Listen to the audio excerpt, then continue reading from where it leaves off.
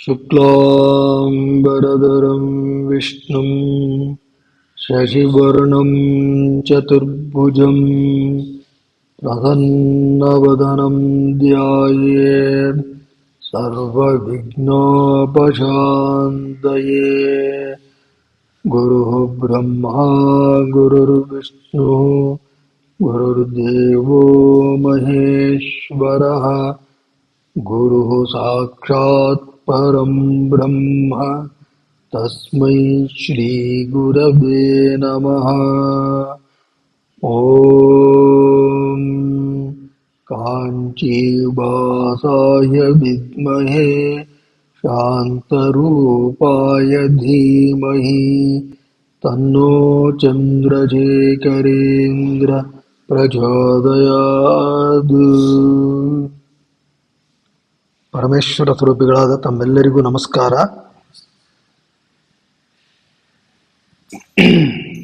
ಪತಂಜಲಿ ಯೋಗ ಸೂತ್ರ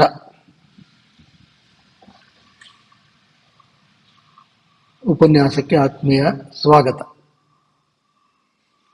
ಇಲ್ಲಿ ಎಂದಿನಂತೆ ಯೋಗ ಸೂತ್ರಗಳ ಕಲಿಕೆಯಲ್ಲಿ ನಮ್ಮ ಕಾಲ್ಪನಿಕ ಶಿಷ್ಯ ಅರ್ಜುನ ಮತ್ತೆ ಕಾಲ್ಪನಿಕ ಗುರುಗಳು ಪತಂಜಲಿಗಳು. ಎಂದಿನಂತೆ ನಿಗದಿತ ಸಮಯಕ್ಕೆ ಶಿಷ್ಯ ಅರ್ಜುನ ಬಂದ. ಗುರುಗಳಿಗೆ ನಮಸ್ಕರಿಸಿ ಕೂತ. ಗುರುಗಳು ಅವನ ಮುಖಭಾವವನ್ನು ಗಮನಿಸಿದ್ರು. ಮೊದಲಿಗೆ ಕೇಳಿದ್ರು ಅವರು, ಏನೇ ಅರ್ಜುನ, ಕಳೆದ ಬಾರಿ ಮಾಡಿದ್ದೇನಾದರೂ ಸ್ವಲ್ಪ ಚಿಂತನೆ ಮಾಡಿದ್ಯಾ, ಮನನ ಮಾಡಿದ್ಯಾ? ನಿನಗೆ ನೆನಪಿಗೋಸ್ಕರ ಹೇಳ್ತಾ ಇದ್ದೀನಿ. ಕಳೆದ ಬಾರಿ ನಾವು ತಪಸ್ ಬಗ್ಗೆ ಮಾತಾಡಿದ್ವಿ. ಇದೇನಿದು ಯಮ ನಿಯಮಗಳಲ್ಲಿ ಬರ್ತಕ್ಕಂಥದ್ದು. ಶೌಚ, ಸಂತೋಷ, ತಪಸ್ ಬಗ್ಗೆ ಮಾಡಿದ್ವಿ. ನಾನು ನಿನಗೆ ಹೇಳಿದ್ದೆ ನೋಡಪ್ಪ, ಇದು ಸುಮ್ಮನೆ ಚರ್ಚೆ ಮಾಡುವಂಥ ವಿಷಯ ಅಲ್ಲ, ಅಭ್ಯಾಸ ಮಾಡುವಂಥ ವಿಷಯ. ಬಹಳ ಮುಖ್ಯ ಕಣೆಯ. ಏನಾದರೂ ಅಭ್ಯಾಸ ಮಾಡಿದ್ಯಾ ಅಂತ ಕೇಳಿ. ಅರ್ಜುನ ಅಂದ, ಇರ್ಲಿ ಗುರುಗಳೇ, ನೀವು ಮುಂದುವರಿಸಿ, ಮುಂದಿನ ಪಾಠ ಮಾಡಿ. ಗುರುಗಳಂದ್ರು, ಅದ್ಯಾಕೆ ಹಾಗೆ ಹೇಳ್ತೀಯ, ಮುಂದದ್ದಕ್ಕೆ ಹೋಗೋದು ಇದ್ದೇ ಇದೆ. ನೀನೇನಾದ್ರೂ ಮಾಡಿದ್ಯಾ ಈ ಕುರಿತಾಗ, ಅದನ್ನೇ ಹೇಳು. ಅದಕ್ಕೆ ಅವನಂದ, ಇರ್ಲಿ ಗುರುಗಳೇ, ಅದು ನಡೀಲಿ, ಪರವಾಗಿಲ್ಲ, ನೀವು ಮುಂದದ್ದು ಮಾಡಿ. ಅದನ್ನ ಹಿಂದೊಂದು ಹೇಳಿದಿರಲ್ಲ, ಯಾಕೆ, ಏನಾಯ್ತು? ಹೇಳಲೇಬೇಕಾ ಗುರುಗಳೇ? ಹೇಳೇ, ಯಾಕೆ ನೀನು ನಾನು ಅಭ್ಯಾಸ ಮಾಡಿಲ್ವಾ, ಏನ್ ಕತೆ? ಅದಕ್ಕೆ ಅವನು ಅರ್ಜುನ ಅಂದ, ಗುರುಗಳೇ, ನೀವೇನೋ ತಪಸ್ಸು ಏನೋ ಹೇಳ್ಬಿಡ್ತೀರಾ. ನಾನು ನಿಮ್ಮ ಭಾಷಣ ಕೇಳಿ ನಾನು ಅಂದ್ಕೊಂಡೆ ಇದೆಲ್ಲ ಏನೋ ಮಾಡಬೇಕು ಅಂತ. ಮತ್ತೆ ಮಾರನೇ ದಿವಸ ಒಂದು ಔತಣಕ್ಕೆ ಊಟ ಇತ್ತು. ನಾವು ಸ್ನೇಹಿತರು ಕುಟುಂಬ ಸಮೇತ ಎಲ್ಲ ಭೇಟಿಯಾಗಿದ್ವಿ.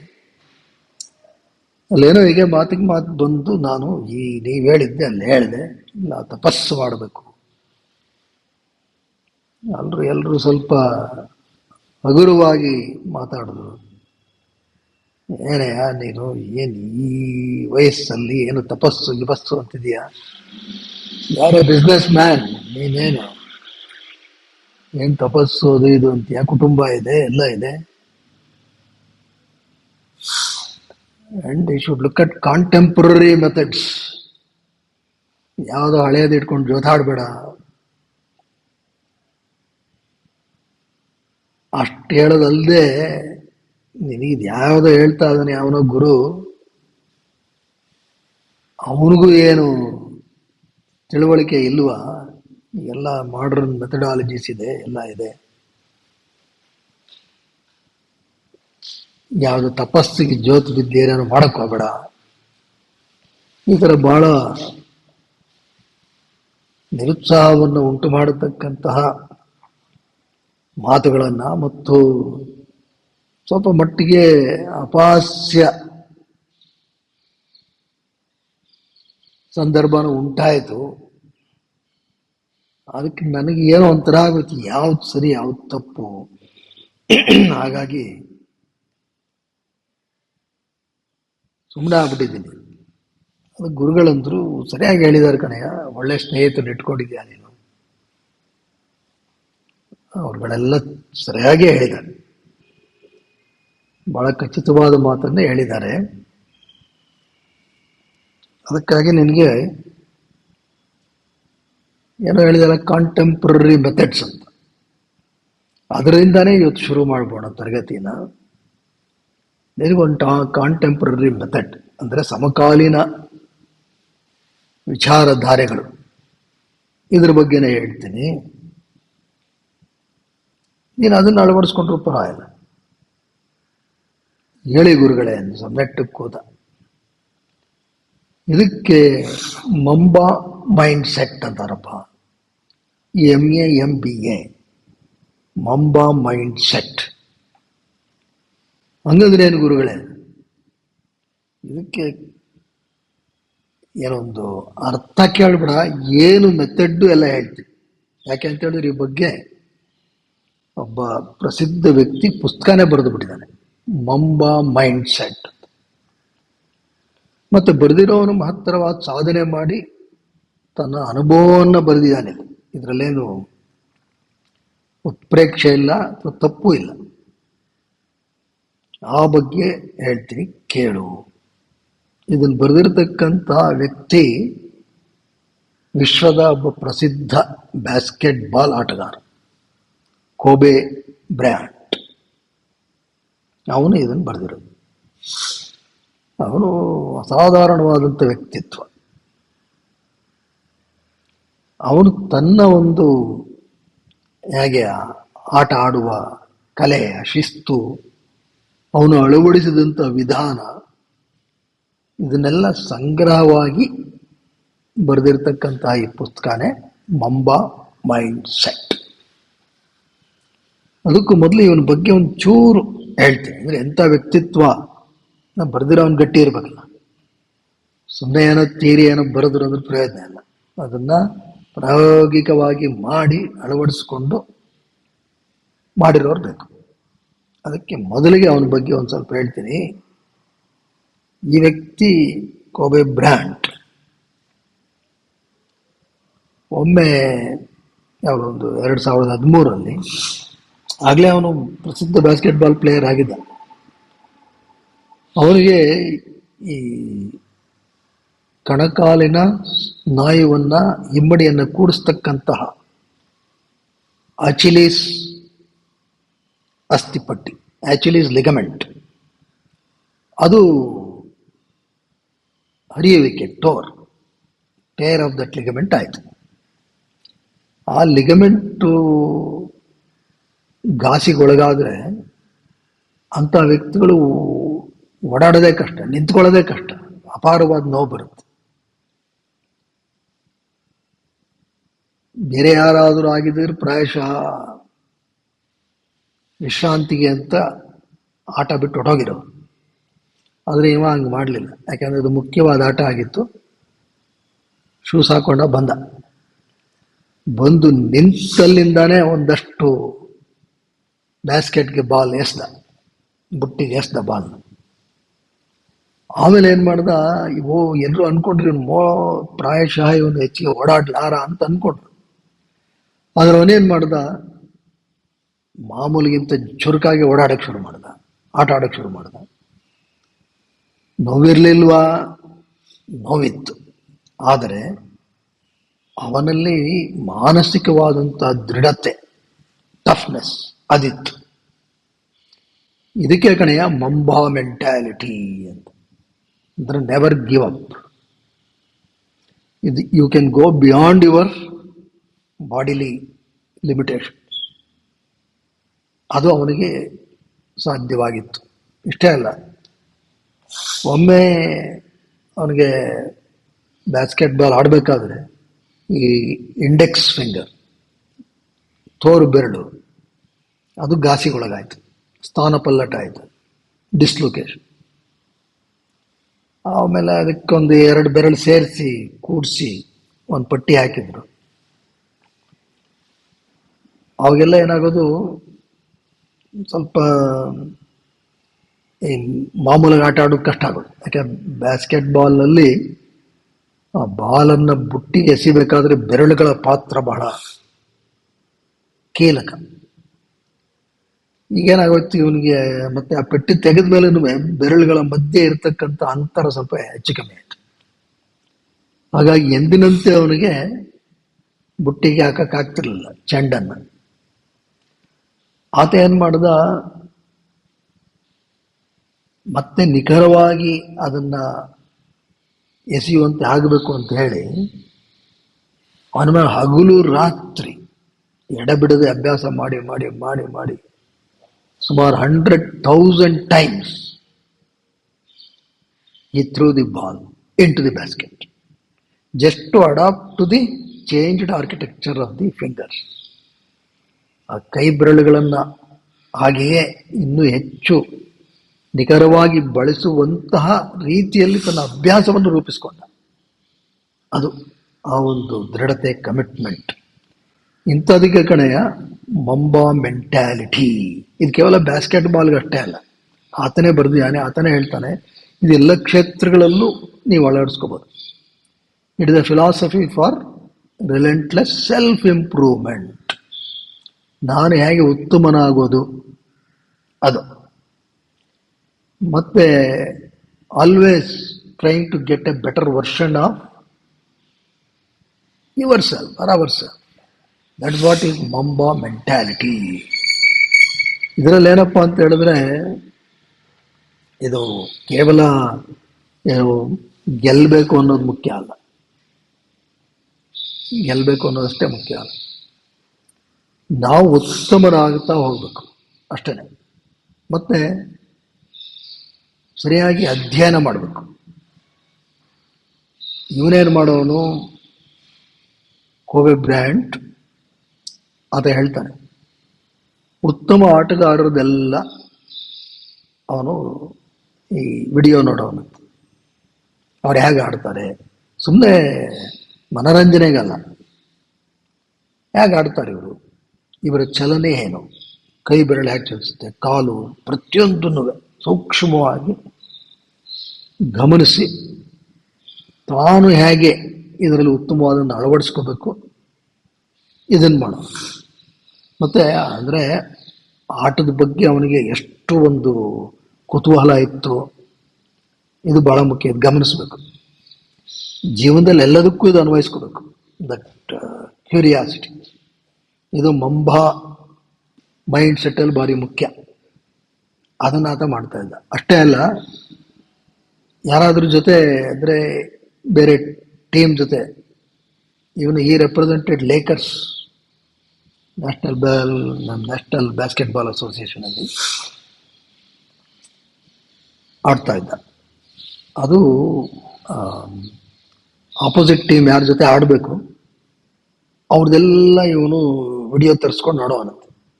ಭಾಳ ಸೂಕ್ಷ್ಮವಾಗಿ ಗಮನಿಸಿ ಯಾವ್ಯಾವ ಆಟಗಾರರ ಬಲ ಏನು, ದೌರ್ಬಲ್ಯ ಏನು, ಇದನ್ನೆಲ್ಲ ಪಟ್ಟಿ ಮಾಡ್ಕೊಳ್ಳೋನಂತೆ. ಅವನಿಗದೇನೆ ಬರೀ ಇದರಲ್ಲೇ ಅವನು ಅಂದರೆ ಏನು ಹೇಳ್ತಾನೆ ಅಂದರೆ, ಈ ಮಂಬಾ ಮೈಂಡ್ ಸೆಟ್ಟಲ್ಲಿ ನೀನು ಕೇವಲ ಏನೋ ಒಂದು ಡೆಸ್ಟಿನೇಷನ್ ಬಗ್ಗೆ ಯೋಚನೆ ಮಾಡಿದ್ರಾಗಲ್ಲ, ಗೆಲ್ಲಬೇಕು ಅಂತಲ್ಲ. ಯಾಕೆ ಇದೇನು whole process you must go through. It applies to everything in life. ನಮ್ಮ ಜೀವನದ ಯಾವುದೇ ಒಂದು ವ್ಯಾವಹಾರಿಕ ವೃತ್ತಿಯಲ್ಲಾಗಲಿ ಇದು ಭಾಳ ಮುಖ್ಯ. ಈ ಮೈಂಡ್ ಸೆಟ್ ಇಸ್ ಇಂಪಾರ್ಟೆಂಟ್. ಮತ್ತೆ ಇವನು ಏನಪ್ಪ ಅಂತ ಹೇಳಿದ್ರೆ, ಒಮ್ಮೆ ಒಂದು ಫೈನಲ್ ಮ್ಯಾಚಲ್ಲಿ ಇವ್ರ ಆಪೋಸಿಟ್ ಟೀಮ್ನವನು, ಅವನಿಗೆ ಗೊತ್ತಿತ್ತು ಕೋಬೆ ಬ್ರ್ಯಾಂಟ್ ಇದ್ದಾನೆ, ಭಾಳ ಕಷ್ಟ, ನಾನು ಭಾಳ ಶ್ರದ್ಧೆಯಿಂದ ಅಭ್ಯಾಸ ಮಾಡಬೇಕು ಅಂಥೇಳಿ ಬೆಳಗ್ಗೆ 3 ಗಂಟೆಗೆ ಎದ್ದಂತೆ. ಹೋಟ್ಲಲ್ಲೆಲ್ಲ ಹೇಳ್ಕೊಂಡಿರ್ತಾರಲ್ಲ, 3 ಗಂಟೆಗೆ ಎದ್ದು ಬಾಸ್ಕೆಟ್ಬಾಲ್ ಕೋರ್ಟ್ಗೆ 4 ಗಂಟೆಗೆ ಬಂದ್ಯಾರ ರೆಡಿ ಆಗ್ಬಿಟ್ಟು. ನೋಡಿದ್ರೆ ಈಗಾಗಲೇ ಕೋಬೆ ಬ್ರಿಯಾಂಟ್ ಅಭ್ಯಾಸ ಮಾಡ್ತಿದ್ದಂತೆ. ಕೋಬೆ ಬ್ರಿಯಾಂಟ್ is already practicing and he is the captain of the team, ಕೋಬೆ ಬ್ರಿಯಾಂಟ್. ಅಂದರೆ ಅವನದು ಕಮಿಟ್ಮೆಂಟ್. ಇವ್ರಿಗೆ ಆಶ್ಚರ್ಯವಿದೆ, ನಾನೇ ಭಾಳ ಬೇಗ ಬರ್ತೀನಿ, ನೀವು ನನಗಿಂತ ಬೇಗ ಬಂದಿಯಾ. ನಾನು ಸುಮಾರು 1.5 ಗಂಟೆ ಅಭ್ಯಾಸ ಮಾಡಿ ಸರಿ ಅಂತ ಇವನು ಹೋದ, ಮುಂದಿನ ರೆಡಿ ಆಗಬೇಕೆಲ್ಲ ಅಂತೇಳಿ. ಅವನು ಬಂದು ಅಲ್ಲಿ ಡೈನಿಂಗ್ ಟೇಬಲಲ್ಲಿ ಕಾಫಿ ಕುಡಿತಾ ಕೂತ್ನಂತೆ ಈ ಅಪೋನೆಂಟ್ ಟೀಮ್ನವನು. ಇನ್ನು ಬ್ಯಾಸ್ಕೆಟ್ಬಾಲ್ ಡ್ರಿಬ್ಲಿಂಗ್ ಸೌಂಡ್ ಕೇಳಿಸ್ತಾ ಇದ್ದ. ಇವನು ಬಗ್ಗೆ ನೋಡಿದ, ಯಾರಿದು ನೋಡಿ, ಇವನೇ ಕೋಬೆ ಬ್ರಿಯಾಂಟ್, ಇನ್ನೂ ಆಡ್ತೀಯಾನ. ಆಶ್ಚರ್ಯ ಆಗುತ್ತೆ, ಏನಪ್ಪ ಇವನು ಇಷ್ಟು talented, is very talented and already a big name. ಆದ್ರೂ ಅಭ್ಯಾಸಕ್ಕೆ ಅಷ್ಟು ಒತ್ತು ಕೊಡ್ತಾ ಇದ್ದ, ಯಾವಳು ಬಿಟ್ಟೋಗ್ತಿರಲ್ಲ. ಅವನು ಬೆಳಗಿನ ಜಾವ ಬೇಗ ಎದ್ಬಿಡೋದು. 4 AM means 4 AM he has to start practice. Sir ನಾವೆಲ್ಲ ಪ್ರಶ್ನೆ ಮಾಡ್ಕೋಬೇಕು, ನಮ್ಮ 4 AM ಎಲ್ಲಿದೆ ಅಂತ. ಅವನು ಯಾವುದೇ ಒಂದು ವಾತಾವರಣ ಇರಲಿ, ಏನೇ ಇರಲಿ, ಬೆಳಗ್ಗೆ 4 ಗಂಟೆಗೆ ಶುರು ಮಾಡಬೇಕು ಪ್ರಾಕ್ಟೀಸ್. 4 ಗಂಟೆಗೆ ಶುರು ಅಷ್ಟೇ, ನೋ ಎಕ್ಸ್ಕ್ಯೂಸಸ್. ಇದು ಬಹಳ ಮುಖ್ಯ. ಆಮೇಲೆ ಸಂಜೆ ಜಿಮ್. ಇದೇ ಅಪೋನೆಂಟ್ ಟೀಮ್ ವ್ಯಕ್ತಿ ಅವನು ಜಿಮ್ ಮಾಡಕ್ಕೆ ಹೋದ್ನಂತೆ. ನೋಡಿ, ಇವನಾಗಲೇ ಕೋಬೆ ಬ್ರಿಯಾಂಟ್ ಪ್ರಾಕ್ಟೀಸ್ ಮಾಡ್ತಾ ಇದ್ದಾನೆ, ಏನು ಸ್ವೆಟ್ಟಿಂಗ್ ಪ್ರೊಫ್ಯೂಸ್ಲಿ. ಇವನಿಗೆ ಒಂಥರ ಆಯ್ತಂತೆ, ಏನು ಈ ಮನುಷ್ಯ ಹಿಂಗೆ ಅಂತ.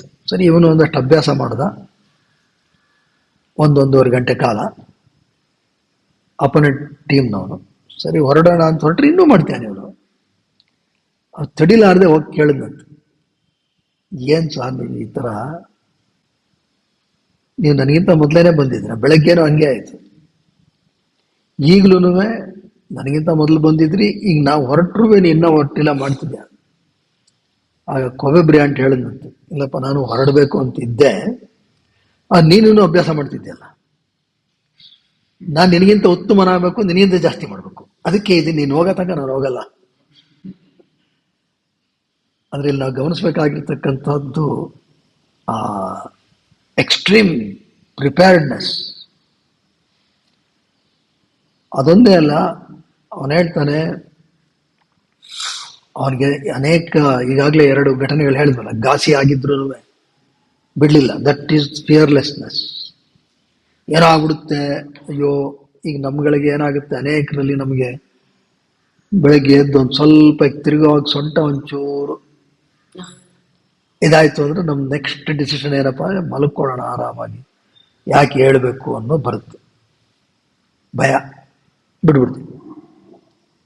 ಮತ್ತೆ ನಮಗೆ ಒಂಚೂರು ಮಳೆ ಶಬ್ದ ಕೇಳಿಸ್ತಾರೆ ಸಾಕು, ಹಾಗೇ ಮಲಗ್ಬಿಡ್ತೀವಿ. ಅಷ್ಟೇ ಯಾಕೆ, ಪಕ್ಕದ ಮನೆಯವ್ರ ನಲ್ಲಿ ನೀರು ಹೋಗ್ತಿದ್ರು ಸಾಕು, ಓ ಎಲ್ಲೋ ನೀರು ಹೋಗ್ತಾ ಇದೆ, ಏನೋ ಪ್ರಾಯಶಃ ಮಳೆ ಬಂದಿರಬೇಕು, ಯಾಕೆ ಹೇಳಬೇಕು, ಮಲಗ್ಬಿಡ್ತೀವಿ.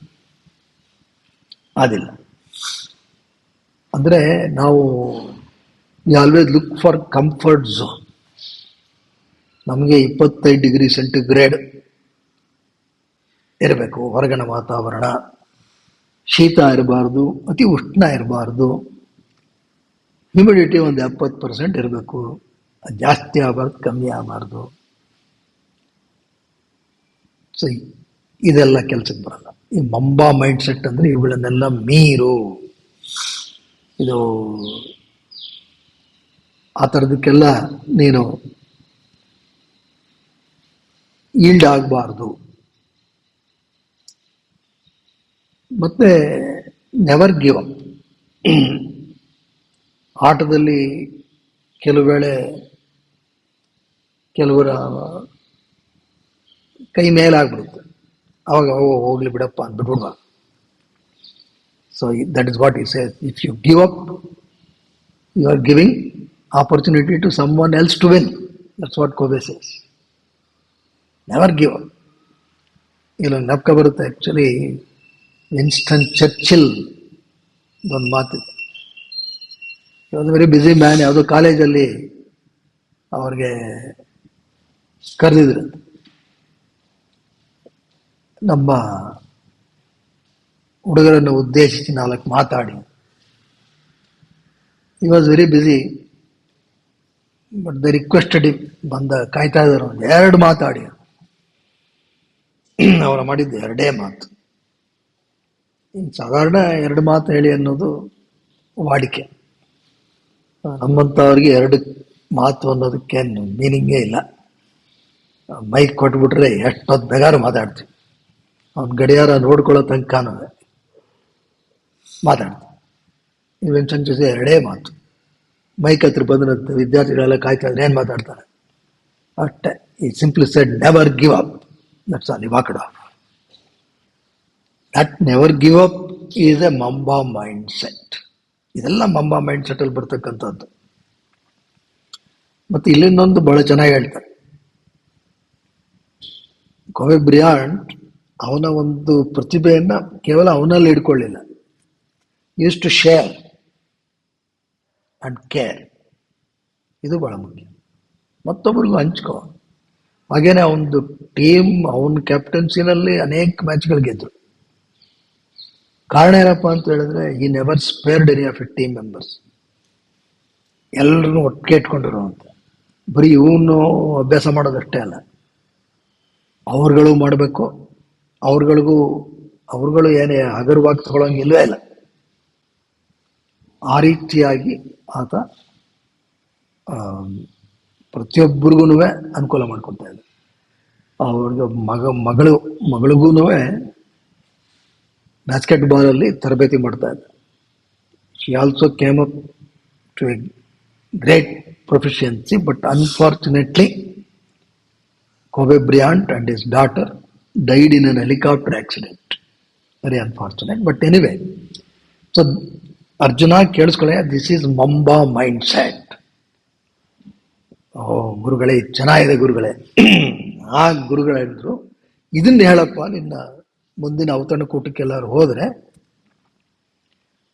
ಮಂಬಾ ಮೈಂಡ್ ಸೆಟ್ ಬೆಳೆಸ್ಕೊಳ್ಳಿ ಅಂತ ಹೇಳು. ಈ ತಪಸ್ಸನ್ನೋ ಪದ ಯಾಕೆ ಬಳಸ್ತೀಯ? ಇದು ಚೆನ್ನಾಗಿದೆ ಗುರುಗಳೇ. ಆ ಗುರುಗಳಂದ್ರು, 1 ನಿಮಿಷ ತಡಿಯಪ್ಪ ಅರ್ಜುನ, ಈ ಕೋವೆ ಬ್ರಿಯಾಂಟ್ ಮಂಬಾ ಮೈಂಡ್ ಸೆಟ್ ಬಗ್ಗೆ ಹೇಳಿದಾನಲ್ಲ, ಅದನ್ನ ಸ್ವಲ್ಪ ಗಮನಿಸಿ ನೋಡು. ಅವನೆಷ್ಟೆಲ್ಲ ಕಷ್ಟಪಟ್ಟ, ಆಟ ಚೆನ್ನಾಗಿ ಆಡ್ದ, ಅದಕ್ಕೇನೇನು ವ್ಯಾಯಾಮ ಬೇಕು ಎಲ್ಲ ಮಾಡ್ದ. ಇದರಿಂದ ಏನಾಯಿತು? ಅವನ ಕಾಯ ದೇಹ ಸದೃಢವಾಗಿತ್ತು. ಅವನು ಬರೀ ಬ್ಯಾಸ್ಕೆಟ್ ಬಾಲ್ ಆಡ್ತೀನಿ, ನಾನು ಜಿಮ್ ಮಾಡಲ್ಲ ಅಥವಾ ಇನ್ನೇನೋ ವ್ಯಾಯಾಮ ಮಾಡಲ್ಲ ಅಂದಿರಾಗ್ತಿದ್ದ. ಕಾಯ ಚೆನ್ನಾಗಿದ್ರೆ ತಾನೆ ಅವೆಲ್ಲ ಆಟ. Body fitness very very important. ಇದು ಒಂದು. 2ನೇದು, ಅವನೇನು ಯಾವುದೋ ಕಾಲದ ವ್ಯಕ್ತಿ ಅಲ್ಲ, 2000 ಇಸ್ವಿ ಮೇಲೆ ಬಂದರು. ಹಾಗೆಲ್ಲ ಟೆಕ್ನಾಲಜಿ ಎಲ್ಲ ಇತ್ತು. ಅವನಿಗೇನಾದರೂ ಡಿಸ್ಟ್ರಾಕ್ಷನ್ಸ್ಗೆ ಒಳಗಾಗಿದ್ದಿದ್ರೆ ಇದು ಸಾಧ್ಯವಾಗ್ತಿತ್ತ? ಅಂದ್ರೆ ಇಂದ್ರಿಯ ನಿಗ್ರಹ ಇಲ್ಲದೆ ಇದ್ದಿದ್ರೆ ಈ ಸಾಧನೆ ಸಾಧ್ಯ ಆಗ್ತಿತ್ತ? ಖಂಡಿತವಾಗಿಲ್ಲ. ಈಲ್ಡ್ ಟು ದಿ ಸೆನ್ಶುವಲ್ ಪ್ಲೆಷರ್ಸ್ ಏನು ಮಾಡೋಕ್ಕಾಗಲ್ಲ. ಇದೆಲ್ಲ ಸಾಧ್ಯವೇ ಇಲ್ಲ. ಯಾಕೆ? ಈ ರಾತ್ರಿಯೆಲ್ಲ ಯಾವುದೋ ಪಿಕ್ಚರ್ಗಳು ನೋಡಿಕೊಂಡು, ಕ್ರೈಮ್ ಸ್ಟೋರಿ, ಲವ್ ಸ್ಟೋರಿ, ನಾನಾ ಸ್ಟೋರಿಗಳೆಲ್ಲ ನೋಡಿಕೊಂಡು, ಮಧ್ಯರಾತ್ರಿ ಮಲಕ್ಕೊಂಡು ಬೆಳಗ್ಗೆ 4 ಗಂಟೆಗೆ ಹೇಳ್ತೀಯ, ಅಭ್ಯಾಸ ಮಾಡ್ತೀಯ? ಸಾಧ್ಯ ಇಲ್ಲ. ಅಥವಾ ಸಿಕ್ಕಾಪಟ್ಟೆ ಆಹಾರ ಸೇವಿಸೋದು, ಇನ್ನೆಂಥದ್ದು ಮನಸ್ಸನ್ನು ಮತ್ತೇರಿಸ್ತಕ್ಕಂಥ ಅನೇಕವನ್ನು ಸೇವಿಸೋದು, ಇದೆಲ್ಲ ಮಾಡಿ ಬೆಳಗ್ಗೆ ಉತ್ಸಾಹದಿಂದ ಹುರುಪಿನಿಂದ ಹೇಳಕ್ ಸಾಧ್ಯವಾ? ಸಾಧ್ಯ ಇಲ್ಲ. ಇದರ ಅರ್ಥ ಏನು? ಇಂದ್ರಿಯ ನಿಗ್ರಹ ಇರಬೇಕು. ಅದರ ಅರ್ಥ ಏನು? ಇಂದ್ರಿಯ ಶುದ್ಧಿ ಇರಬೇಕು. ಅದರ ಅರ್ಥ ಏನು? ಇಂದ್ರಿಯಗಳಲ್ಲಿ ಅಶುದ್ಧಿ ಅಂತಕ್ಕಂಥದ್ದು ಇರಬಾರದು. ಒಟ್ಟಾರೆ ಅರ್ಥ ಏನು? ಕಾಯ ಮನಸ್ಸು, ದೇಹ ಮನಸ್ಸು ಇಂದ್ರಿಯಗಳೆಲ್ಲ ಶುದ್ಧವಾಗಿರಬೇಕು. ಅಂದರೆ ಕಾಯ ಇಂದ್ರಿಯಗಳಲ್ಲಿ ಅಶುದ್ಧಿ ಇರಬಾರದು. ಪತಂಜಲಿಗಳು ಅರ್ಜುನ ತಪಸ್ಸಿಗೆ ಏನೇ ಹೇಳಿದ್ದಾರೆ, ಕಾಯೇಂದ್ರಿಯ ಸಿದ್ಧಿ ಅಶುದ್ಧಿ ಕ್ಷಯಾತ್ ತಪಸಃ. ಇದರ ಅರ್ಥ ಏನಪ್ಪ ಅಂತ ಹೇಳಿದ್ರೆ, ಈ ಮಂಬಾ ಮೈಂಡ್ ಸೆಟ್ ಅಲ್ಲಿ ಏನ್ ಹೇಳಿದಾರೋ ಅದಕ್ಕಿಂತ ಉತ್ತಮವಾದ ರೀತಿಯಲ್ಲಿ ಈಗಾಗಲೇ ಪತಂಜಲಿಗಳು ಹೇಳಿದಾರೆ ಕಣಯ್ಯ. ನೀನು ಗ್ರಹಿಸ್ತಾ ಇಲ್ಲ. ಸಮಸ್ಯೆ ನಮಗ್ ಬಂದಿರೋದು ಏನಪ್ಪಾ ಅಂದ್ರೆ ಮಂಬಾ ಮೈಂಡ್ ಸೆಟ್ ಅಲ್ಲ, ನಮಗ್ ಬೇಕಾಗಿರೋದು ಒಳ್ಳೆ ಇಂಡಿಯನ್ ಮೈಂಡ್ ಸೆಟ್. ನಮ್ಮಲ್ಲಿ ಈಗಾಗಲೇ ಎಲ್ಲ ಹೇಳಿದಾರೆ ಕಣಯ್ಯ. ತಪಸ್ಸು ಅಂದ್ ಮಾತ್ರಕ್ಕೆ ನೀನು ಯಾವುದೋ ಚಲನಚಿತ್ರದಲ್ಲಿ ನೋಡ್ಬಿಟ್ಟು ಎಂಥದೋ ಬಟ್ಟೆ ಹಾಕೊಂಡು ಎಲ್ಲ ಬಿಟ್ಟು ಎಲ್ಲೋ ಹಿಮಾಲಯಕ್ಕೆ ಹೋಗ್ಬೇಕು ಅನ್ನೋ ಭಾವದಲ್ಲಿ ಇದ್ರೆ ಆಗಲ್ಲ ಕಣಯ್ಯ. ಪತಂಜಲಿಗಳು ಅದಕ್ಕೇನೆ ಎಲ್ಲವನ್ನ ವಿವರಿಸ್ಬಿಟ್ಟಿದ್ದಾರೆ. ಯಾವುದನ್ನು ಅವರು ಸುಮ್ಮನೆ ಬಿಟ್ಟಿಲ್ಲ. ಅದಕ್ಕೇನೆ ಪತಂಜಲಿಗಳು ಹೇಳಿದ್ದಾರೆ, ಕಾಯೇಂದ್ರಿಯ ಸಿದ್ಧಿ ಅಶುದ್ಧಿ ಕ್ಷಯ ತಪಸಃ. ನಿನಗೆ ಅದು ಸಿದ್ಧಿಸ್ಬೇಕಾದ್ರೆ ಅಶುದ್ಧಿ ಕ್ಷಯ ಆಗಬೇಕು, ಅದಕ್ಕೇನೆ ತಪಸ್ಸು ಅಂತ ಇಟ್ರು. ಅಷ್ಟೇ ಅಲ್ಲ, ಪತಂಜಲಿಗಳು ಕೇವಲ ಅಲ್ಲಿ ತಪಸ್ಸಿಗೆ ನಿಲ್ಲಿಲ್ಲ, ಇದ್ರ ಜೊತೆಗೆ ಇನ್ನು ಕೆಲವನ್ನು ಕೊಟ್ಟರು.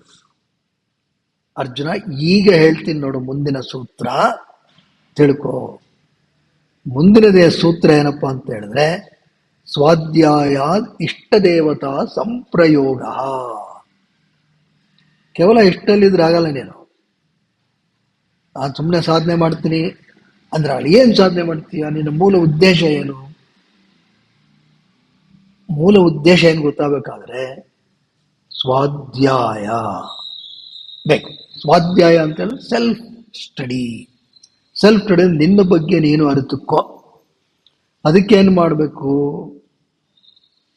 ಯು ಹ್ಯಾವ್ ಟು ರೀಡ್, ಅಧ್ಯಯನ ಮಾಡಬೇಕು, ಶ್ರವಣ ಮಾಡಬೇಕು. ಯಾವುದನ್ನ? ಅಥೆಂಟಿಕ್ ಸ್ಕ್ರಿಪ್ಚರ್ಸ್, ಉತ್ತಮವಾದಂತಹ ಗ್ರಂಥಗಳನ್ನ ಅಧ್ಯಯನ ಮಾಡಬೇಕು. ನೀನು ಕೋಬೆ ಬ್ರಿಯಾಂಡ್ ಮಾಡಿದ್ದು ಅದೇ ಅಧ್ಯಯನ, ಬರೀ ಬ್ಯಾಸ್ಕೆಟ್ ಬಾಲ್ ಮಾಡಿದ್ದಿರ್ಬೋದು. ಆದರೆ ನಮ್ಮ ಇಲ್ಲಿ ಉದ್ದೇಶ ಏನು? ಯೋಗದ ಉದ್ದೇಶ ಚಿತ್ತವೃತ್ತಿ ನಿರೋಧ ತದಾದೃಷ್ಟು ಸ್ವರೂಪೇ ಅವಸ್ಥಾನಂ. ನಾನು ನನ್ನ ಮನಸ್ಸನ್ನು ಪ್ರಸನ್ನತೆಗೊಳಿಸ್ಕೋಬೇಕು. ಕಾರಣ ಏನು? ನನ್ನ ನಿಜ ಸ್ವರೂಪದ ದರ್ಶನ ಆಗಬೇಕು. ಯಾತಕ್ಕಾಗಿ? ಅದೇ ಆನಂದ. ಏನ್ ಕಮ್ಮಿ ಅಲ್ಲ, ಯಾವಾಗಲೂ ಆನಂದವಾಗಿರ್ಬೇಕು. ಅದಕ್ಕಾಗಿ ಸ್ವಾಧ್ಯಾಯನೂ ಬೇಕು, ತಪಸ್ಸು ಬೇಕು. ಸ್ವಾಧ್ಯಾಯ ಅಂತ ಹೇಳಿದ್ರೆ ಅದು ನಮಗೆ ಒಂದು ನಿಶ್ಚಿತವಾದಂತಹ ಗುರಿಯನ್ನು ತೋರಿಸುತ್ತೆ. ಅದಕ್ಕೋಸ್ಕರ ಉತ್ತಮವಾದಂತಹ ಗ್ರಂಥಗಳ ಅಧ್ಯಯನ ಅಗತ್ಯ. ಅದರಿಂದ ಏನಾಗುತ್ತೆ? ಇಷ್ಟ ದೇವತಾ ಸಂಪ್ರಯೋಗ. ಇಷ್ಟ ದೇವತಾ ಅಂತ ಹೇಳಿದ್ರೆ ಚೂಸನ್ ಡೇಟಿ. ನೀನು ಯಾವ ದೇವತೆ ಅಥವಾ ಇಷ್ಟ ಆಗ್ತಾನೋ ಅದ್ರ ಜೊತೆ ಸಂಪ್ರಯೋಗ, ಕಮ್ಯೂನಿಯನ್, ಅದರಲ್ಲಿ ನೀನು ಒಂದಾಗಬಹುದು. ಅದರಲ್ಲಿ ದೇವತಾ ಅಂತಕ್ಕಂಥದ್ದು ಪದ ಬಹಳ ವಿಶಿಷ್ಟವಾಗಿರ್ತಕ್ಕಂಥದ್ದು. ಇದನ್ನು ನಾವು ತಪ್ಪಾದ ರೀತಿಯಲ್ಲಿ ಅರ್ಥೈಸ್ಕೋಬಾರ್ದು. ಇದು ದೇವತಾ ಅಂತ ಹೇಳಿದ್ರೆ, ಈ ದೇವತಾ ಅನ್ನೋದಕ್ಕೆ ರೂಟ್ ದಿವ್. ದಿವ್ ಅಂತ ಹೇಳಿದ್ರೆ ಟು ಶೈನ್, ಪ್ರಕಾಶಿಸ್ತಕ್ಕಂಥದ್ದು. ಹಾಗಾಗಿ anything that is shining and luminous principle, ಯಾವುದು ಬೆಳಗುತ್ತೋ ಅಂದರೆ ಯಾವುದು ನಮಗೆ ಆನಂದವನ್ನು ಉಂಟು ಮಾಡುತ್ತೋ, ಇದೆಲ್ಲವೂ ಅದೇನು ಒಂದು ಯಾವುದೋ ಒಂದು ಆಕಾರ ಇರತಕ್ಕಂಥ ಮೂರ್ತಿ ಆಗಬೇಕು ಅಂತಲೇ ಇಲ್ಲ. ನಿರಾಕಾರ ಬ್ರಹ್ಮನೂ ಆಗ್ಬೋದು, ನಮ್ಮ ನಿಜಸ್ವರೂಪ ಆಗ್ಬೋದು. ಸಾಂಖ್ಯದ ಪ್ರಕಾರ ಪುರುಷ ಅದನ್ನು ತಿಳ್ಕೊಳ್ಳೋದು, ನಾನೇ ಪುರುಷ ಅಂತ ತಿಳ್ಕೊಳ್ಳೋದು. ವೇದಾಂತದ ಪ್ರಕಾರ ನಾನೇ ಬ್ರಹ್ಮ ಅಂತ ತಿಳ್ಕೊತ. ಭಕ್ತಿ ಮಾರ್ಗದಲ್ಲಿ ಹೋದ್ರೆ ಯಾವುದೇ ಒಂದು ದೇವ ಸ್ವರೂಪವನ್ನು ಇಟ್ಕೊಂಡು ಅದರಲ್ಲೇ ಸಮ್ಮಿಳಿತಗೊಳ್ಳೋದು, ಯಾವ್ದು ಬೇಕಾದ. ಇದಕ್ಕೆ ನೋಡಪ್ಪ ದೇವತಾ ಅಂತ ಕರೀತಾರೆ. ಇದರೊಡನೆ ನಾವು ಸಮ್ಮಿಳಿತಗೊಳ್ಳಬೇಕಾದ್ರೆ ಅದು ನೀನು ಭಕ್ತಿ ಮಾರ್ಗದಲ್ಲಿ ಬೇಕಾದ್ರೂ ತಗೋಬಹುದು. ಭಕ್ತಿ ಮಾರ್ಗದಲ್ಲಿ ತಗೊಂಡ್ರೆ ರಾಮಕೃಷ್ಣ ಪರಮಹಂಸರು ಇವ್ರದೆಲ್ಲ ಬರುತ್ತೆ. ಇಲ್ಲ ನೀನು ಅಹಂ ಬ್ರಹ್ಮಾಸ್ಮಿ ಅದನ್ನು ತಗೋಬಹುದು. ಅದರ ಮೇಲೆ ಅಧ್ಯಯನ ಮಾಡು, ಅದರ ಮೇಲೆ ತಪಸ್ಸು ಮಾಡು, ಆಗ ಸಾಧ್ಯ. ರಾಮಕೃಷ್ಣ ಪರಮಹಂಸರು ಅಂತ ವ್ಯಕ್ತಿತ್ವ. ಅವರಿಗೆ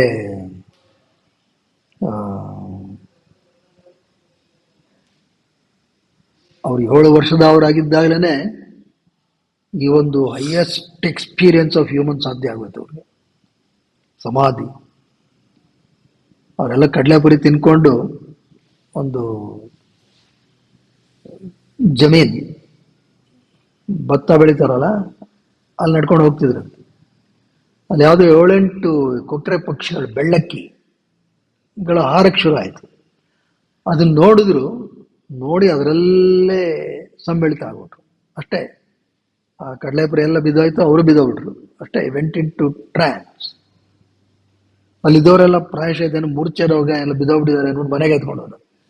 3 days he was in bliss, full state. And ಆಮೇಲೆ ಅವ್ರು ಹೇಳ್ತಾರೆ, ನನಗೇನು ಪ್ರಜ್ಞೆ ತಪ್ಪಿರ್ಲಿಲ್ಲ, ಏನೋ ಒಂದು ಮಹತ್ತರವಾದಂಥ ಆನಂದ, ದೇಹ ಭಾವವನ್ನು ಮೀರಿದಂಥ ಒಂದು ಅನುಭವ ಆಯಿತು. ಅದು ಅವ್ರಿಗೆ ಸಾಧ್ಯ ಆಯಿತು, ದಟ್ ಟ್ರಾನ್ಸ್. ಮತ್ತು ಅಷ್ಟಕ್ಕೆ ಅವ್ರು ಬಿಡಲಿಲ್ಲ. ಶಿಷ್ಯನೇ ರಾಮಕೃಷ್ಣ ಪರಮಹಂಸರ ಉದಾಹರಣೆ ತಗೊಳ್ಳೋದಕ್ಕೆ ಒಂದು ಕಾರಣ ಇದೆ. ಅದಕ್ಕೆ ನಾವು ಮುಂದಿನ ಸೂತ್ರವನ್ನು ನೋಡಿ ಸ್ವಲ್ಪ ಚರ್ಚೆ ಮಾಡ. ಹಾಗಾಗಿ ತಪಸ್ಸು, ಸ್ವಾಧ್ಯಾಯ. ತಪಸ್ಸಿಗೆ ಒಳ್ಳೆಯ ದಿಕ್ಕನ್ನು ಕೊಡೋದಕ್ಕೆ ಸ್ವಾಧ್ಯಾಯ ಬೇಕು. ಮತ್ತೆ ತಪಸ್ಸು ಅದು ಸರಿಯಾದಂಥ ಫಲಿತವನ್ನು ಕೊಡಬೇಕಾದ್ರೆ ಮುಂದಿನ ನಿಯಮ ಬೇಕಣಯ್ಯ. ಅದಕ್ಕೆ ಈಶ್ವರ ಪ್ರಣಿಧಾನ ಅಂತ ಹೆಸರು. ಅದಕ್ಕೆ ಅರ್ಜುನ ಮುಂದಿನ ಸೂತ್ರವನ್ನ ಬರ್ಕೊ. ಈಶ್ವರ ಪ್ರಣಿಧಾನ. ಈಶ್ವರ ಪ್ರಣಿಧಾನ ಅಂತ ಹೇಳಿದ್ರೆ ಏನಾಗುತ್ತೆ? ಬಹಳ ಸುಲಭವಾಗಿ ಹೇಳ್ಬೇಕು ಅಂತ ಹೇಳಿದ್ರೆ, ಈ ಈಶ್ವರ ಅಂತ ಹೇಳಿದ್ರೆ ನೀನು ಕೇವಲ ತ್ರಿಶೂಲ, ಜಟೆ ಕಟ್ಕೊಂಡಿರತಕ್ಕಂತಹ, ಕಪಾಲವನ್ನು ಹಿಡಿದಿರುವ, ರುಂಡಮಾಲೆಯನ್ನು ಹಾಕಿಕೊಂಡಿರತಕ್ಕಂತಹ ಈಶ್ವರ ಅಂತ ಅನ್ಕೋಬೇಡ. ಯಾವ್ದು ಬೇಕಾರಾಗ್ಬೋದು. ಮತ್ತೇನಿಗಳು ಈಶ್ವರನನ್ನು ಹೇಗೆ ಇದು ಮಾಡ್ತಾರೆ? ಕ್ಲೇಶಕರ್ಮ ವಿಪಾಕ ಆಶಯೈ ಅಪರಾಮೃಷ್ಟ ಪುರುಷ ವಿಶೇಷ ಈಶ್ವರ ಅಂತ ಹೇಳಿದ್ರೆ ಏನು? That principle which is devoid of any impurities, klesha, karma, no duties assigned for it. ಅದಕ್ಕೇನು ಫಲಗಳು ಅಂತ ಏನಿಲ್ಲ. And there is no repository of karma. ಆಶಯೈ ಅಪರಾಮೃಷ್ಟ, ಅನ್ಟಚ್ಡ್, ಯಾವುದೇ ಇಲ್ಲದೆ ಇರತಕ್ಕಂಥ ಒಂದು ಮಹಾನ್ ಶಕ್ತಿ, ಸೂಪರ್ ಇಂಟೆಲಿಜೆನ್ಸ್, ಕಾಸ್ಮಿಕ್ ಇಂಟೆಲಿಜೆನ್ಸ್. ಹಾಗೆ ತಾನೇ ಇದೆಲ್ಲ ನಡೀತಾ ಇರೋದು. ಈ ನಮ್ಮ ಈ ಒಂದು ಸೌರಮಂಡಲ ವ್ಯವಸ್ಥೆ, ಸೋಲಾರ್ ಸಿಸ್ಟಮ್, ಯೂನಿವರ್ಸ್, ಗ್ಯಾಲಕ್ಸೀಸ್, ಭೂಮಿ ಇಲ್ಲೇ ಹಾಕಿದೆ, ಎಷ್ಟು ನಿಖರವಾಗಿದೆ. ಭೂಮಿ ಒಂಥರ ತಿರುಗ್ತಾ ಇದೆ, ಇಲ್ಲಿ ಗುರುತ್ವಾಕರ್ಷಣೆ ಇದೆ. ಈ ಗ್ರಹಗಳ, ನಕ್ಷತ್ರಗಳ ಪರಸ್ಪರ ಒಂದು ಸ್ಥಾನಗಳಿಂದ ಭೂಮಿಯಲ್ಲಿ ಇವತ್ತು ನಾವೆಲ್ಲ ಇದ್ದೀವಿ. ಬೇರೆ ಜಾಗಕ್ಕೆ ಹೋಗಿದ್ದೀರಿ, ಇದೆಲ್ಲ ಆಗ್ತಿರ್ಲಿಲ್ಲ. ಇಷ್ಟು ನಿಖರವಾಗೆಲ್ಲ ಹೆಂಗೆ ನಡೀತಾ ಇದೆ? ಏನೋ ಒಂದು ದಿವ್ಯ ಶಕ್ತಿ ಇರಬೇಕು. ಆ ಶಕ್ತಿನೇ ಈಶ್ವರ. ಅದಕ್ಕೆ ನೀನೊಂದು ರೂಪ ಕೊಡ್ಬೋದು, ಕಾಳಿ ರೂಪ ಕೊಡ್ಬೋದು, ವಿಷ್ಣು ರೂಪ ಕೊಡ್ಬೋದು, ಬೇರೆ ವಿಷಯ. ಆದರೆ ಇದೇನು ಮಾಡುತ್ತೆ? ಈಶ್ವರ ಪ್ರಣಿಧಾನದಲ್ಲಿ ಟೋಟಲ್ ಸರೆಂಡರ್. ನೀನು ಸಂಪೂರ್ಣ ಶರಣಾಗತನಾಗು. ಅದರಿಂದ ಏನಾಗುತ್ತೆ? ಸಮಾಧಿ ಸಿದ್ಧಿ ಈಶ್ವರ ಪ್ರಣಿಧಾನ. ಸಮಾಧಿ ಸಿದ್ಧಿಸುತ್ತೆ. ಸಮಾಧಿ ಸಿದ್ಧಿಸುತ್ತೆ ಅಂದರೆ ದಟ್ ಇಂಟಿಗ್ರೇಷನ್, ಅಬ್ಸಾರ್ಪ್ಷನ್. ಅದರ ಅರ್ಥ ಏನು? ಡಿಸಲ್ಯೂಷನ್ ಆಫ್ ಈಗೋ, ನಾನು ಅಂತಕ್ಕಂಥದ್ದು ಹೋದಾಗ ನೀನು ನಿನ್ನ ಇಷ್ಟ ದೇವತಾ ಏನಿದೆಯೋ ಅದರಲ್ಲಿ ಯು ಗೆಟ್ ಕಂಪ್ಲೀಟ್ಲಿ ಅಬ್ಸಾರ್ಬ್ಡ್. ಆ ಇಷ್ಟ ದೇವತಾ ಕುಡ್ ಬಿ ಬ್ರಹ್ಮ. ಒಬ್ಬ ಗುರು ಏನು ಹೇಳ್ತಾನೆ ಶಿಷ್ಯಂಗೆ ವೇದಾಂತದಲ್ಲಿ? ಶಿಷ್ಯ ಗುರುನ್ ಕೇಳ್ತಾನೆ, ಗುರುಗಳೇ ಏನು ಟ್ರೂತ್ ಅಂತ. ಗುರು ಏನು ಹೇಳ್ತಾನೆ? ತತ್ತು ತ್ವಂ ಅಸಿ, ಯು ಆರ್ ದಟ್, ನೀನೇ ಆ ಒಂದು ಪರಮ ಸತ್ಯ ಅಂತ ಹೇಳ್ತಾನೆ. ಇವನು ಸಾಧನೆ ಮಾಡ್ತಾನೆ. ಸಾಧನೆ ಮಾಡಿ ಶಿಷ್ಯ ಏನು ಹೇಳ್ತಾನೆ? ಸಾಧನೆ ಪೂರ್ಣ ಆದರೆ ಅಹಂ ಬ್ರಹ್ಮಾಸ್ಮಿ, ಹೌದು ಗುರುಗಳೇ ನಾನೇ ಬ್ರಹ್ಮ ಅಂತ. ಅಲ್ಲಿಗೆ ಮುಗೀತು. ನಿಮ್ಗೆ ಯಾವುದೋ ಒಂದು ಕಾಳಿ ಇಂಥ ಕಡೆ ಒಲವಿದೆ ಅಂತ ಹೇಳಿದ್ರೆ ಅಲ್ಲೇ ಇದ್ರೆ ರಾಮಕೃಷ್ಣ ಪರಮಹಂಸರಿಗೆ ಕಾಳಿ ಒಲವು, ಒಬ್ಬ ಧ್ರುವನಿಗೆ ಮಹಾವಿಷ್ಣು ನಾರಾಯಣನೇ ಬಂದ, ಒಬ್ಬ ಭಕ್ತ ಪ್ರಹ್ಲಾದನಿಗೆ ಲಕ್ಷ್ಮೀ ನರಸಿಂಹನೇ ಬಂದ. ಇದು ಎಲ್ಲರ ಈ ಮಟ್ಟದಲ್ಲೂ ಸಾಧ್ಯ.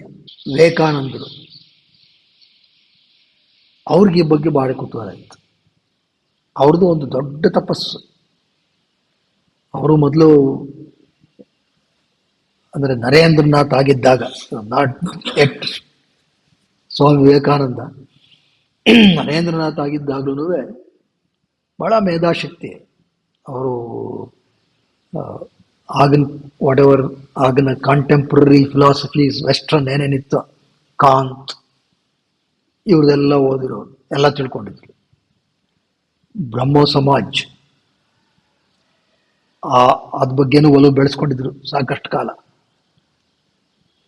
ಒಂದು ಹಂತದಲ್ಲಿ ಅವರು ದೇವ್ರಿಗೆ ನಮಸ್ಕಾರ ಮಾಡೋದೆಲ್ಲ ಮಾಡ್ತಿರಲಿಲ್ಲ. ಅವ್ರದೇ ಒಂಥರ ನಿಲುವಿತ್ತು. ಅವ್ರಿಗೆ ಏನಪ್ಪ ಅಂತ ಹೇಳಿದ್ರೆ, ಏನು ಭಗವಂತ ಇದ್ದಾನೆ ಅಂತಾರೆ, ದೇವರಿದ್ದಾರೆ ಅಂತಾರೆ, ಆದರೆ we also see lot of suffering around.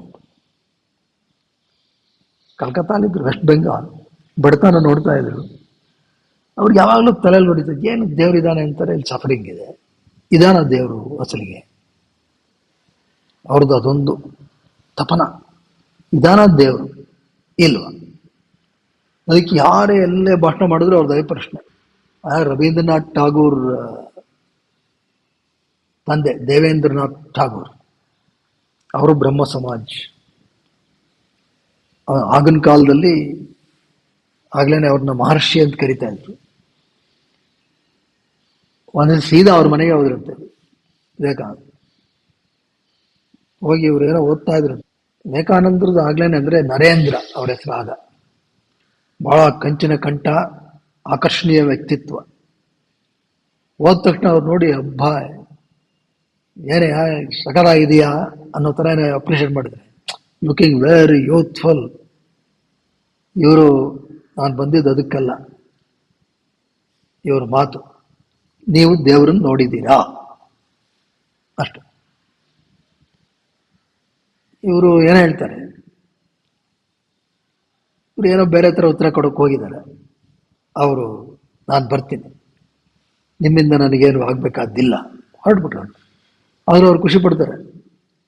ಇವ್ರ ಬಗ್ಗೆ ನೋಡಿ ರವೀಂದ್ರನಾಥ್ ಠಾಗೂರ್ ಆಮೇಲೆ ಬರೀತಾರೆ, if you read Vivekananda, that is enough. You have understood about Hinduism. ಅಷ್ಟು ಮೆಚ್ಚುಗೆ ಮಾತನ್ನು ರವೀಂದ್ರನಾಥ್ ಠಾಗೂರ್ ಆಮೇಲೆ ಬರೀತಾರೆ. ಇದೇ ಪ್ರಶ್ನೆ. ಇವರೆಲ್ಲೇ ಭಾಷಣಕ್ಕೆ ಹೋಗ್ಲಿ, ಯಾರು ಭಾಷಣ ಮಾಡ್ತಾ ಇದ್ರೆ ಕೊನೆಯಲ್ಲಿ ಎದ್ದು ನಿಂತು ಒಂದೇ ಪ್ರಶ್ನೆ, ಹ್ಯಾವ್ ಯು ಸೀನ್ ಗಾಡ್? ಅನೇಕರು ಇದು ಮಾಡಿದ್ರಾಗುತ್ತೆ, ಅದು ಮಾಡೋರಾಗುತ್ತೆ. ಇವ್ರು ಒಪ್ತಾ ಇರಲಿಲ್ಲ. Please don't talk about theory. Is it your self-experience? Have you experienced God? If so, we will discuss. Else, I will walk out. ಅಷ್ಟೇ. Very clear. ಇವ್ರಿಗಿದಿತ್ತು, ಅಂದರೆ ತಪನ ಇರಬೇಕು ಅಂತ, yearning, that craving for the right thing ಇರಬೇಕು. ಇದ್ರೆ ಎಲ್ಲ ಆಗುತ್ತೆ. There is something called cosmic intelligence. That is what Patanjali calls it as Ishvara. That is what everything is happening because of that. ನಮ್ಮಲ್ಲ ಒಂದು ತಪನ ಅಂದರೆ ನನಗಿದು ಬೇಕು, ಈ ಥರದ್ದು. I should be very clear. ಲೌಕಿಕದ ಬಗ್ಗೆ ನಾವು ಮಾತಾಡ್ತಾ ಇಲ್ಲ. ಈ ಒಂದು ಪಾರಮಾರ್ಥಿಕ ಸತ್ಯ ಅರಿವು ಆಗಬೇಕು ಅಂತಕ್ಕಂಥ ತಪನ ಇದ್ರೆ the destiny will arrange things. Swami Vivekananda Narendra Scottish Christian ಸ್ಕೂಲಲ್ಲಿ ಓದ್ತಾ ಇದ್ರು, ಡಿಗ್ರಿ.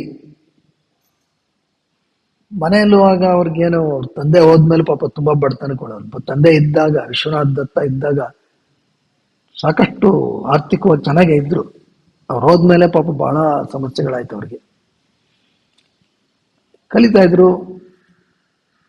ಅಲ್ಲಿ ಇವ್ರಿಗೆ ಯಾವಾಗ್ಲೂ ಇತ್ತಂತೆ ಏನು ಸತ್ಯ ಏನು.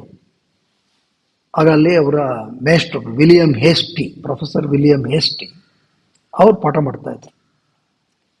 ವಿಲಿಯಂ ವುಡ್ಸ್ವರ್ತದು ಒಂದು ಪಯಮ್, ದಿ ಎಕ್ಸ್ಕರ್ಷನ್, ಬಹಳ ದೊಡ್ಡದು, ಒಂದು 7 ಪುಸ್ತಕಗಳದು ಇರ್ತಕ್ಕಂಥ.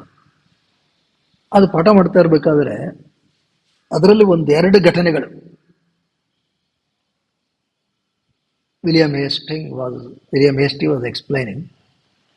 ಈ ವುಡ್ಸ್ವರ್ತದ್ದು ಏನಪ್ಪಾ ಅಂತ ಹೇಳಿದ್ರೆ, it's all about the interaction of human and the nature, ಪ್ರಕೃತಿ. ಅದರಲ್ಲಿ ಒಬ್ಬ ಹುಡುಗ ಒಂದು ಸಮುದ್ರ ತೀರಕ್ಕೆ ಹೋಗಿರ್ತಾನೆ.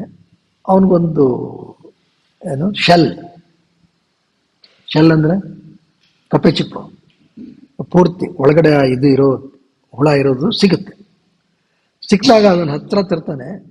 ಆ ಒಳಗಡೆ ಒಂದು ರಂಬ್ಲಿಂಗ್ ಸೌಂಡ್ ಏನೋ ಬರುತ್ತೆ. ಆ ಶಬ್ದ ಕೇಳಿಸ್ಕೊಂಡು ಅವನೆಲ್ಲವನ್ನ ಮರ್ತುಬಿಟ್ನಂತೆ.